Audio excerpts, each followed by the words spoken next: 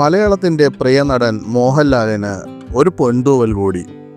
രജനികാന്തിനും വിജയ്ക്കും പ്രഭാസിനും പിറകെ മോഹൻലാലും ഇനി എലൈറ്റ് ക്ലബിൽ. എന്താണ് എലൈറ്റ് ക്ലബിൽ ഭാഗമാകാനുള്ള കാരണം?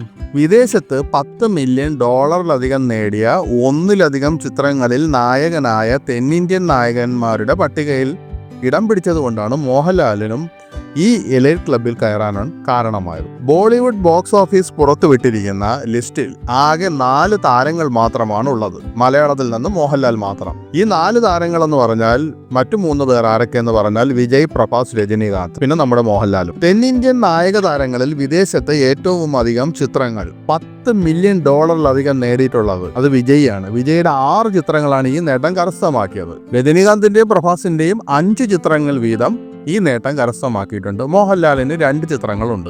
അദ്ദേഹത്തിന്റെ അവസാനത്തെ 2 റിലീസുകളായ എമ്പുരാനും തുടരും എന്നീ 2 ചിത്രങ്ങളാണ് ഈ നേട്ടത്തിൽ അദ്ദേഹത്തെ എത്തിച്ചത്. അഭിനയിച്ച ഒരേ ഒരു ചിത്രം കാരണം ഈ നേട്ടമുണ്ടാക്കിയിട്ടുള്ള താരങ്ങളുണ്ട്. രാംചരൺ, ജൂനിയർ NTR, അല്ലു അർജുൻ, യാഷ്, കമലഹാസൻ, വിജയ് സേതുപതി എന്നിവരാണ് അവർ. മൾട്ടിസ്റ്റാർ ചിത്രങ്ങളായ പൊന്നിയിൻ സെൽവൻ 2 ഭാഗങ്ങളും ഈ നേട്ടം ഉണ്ടാക്കിയിട്ടുണ്ട്. കരിയറിൽ 1 മാസത്തെ ഇടവേളയിൽ 200 കോടി ക്ലബ് ചിത്രങ്ങൾ എന്ന അപൂർവ നേട്ടമാണ് മോഹൻലാലിന് സ്വന്തമായത്. മലയാള ഭാഷയിൽ നിന്നാണ് ഈ നേട്ടം സ്വന്തമാക്കിയതെന്ന് പറയുമ്പോൾ നേട്ടത്തിന് തിളക്കം കൂടുതലാണ്.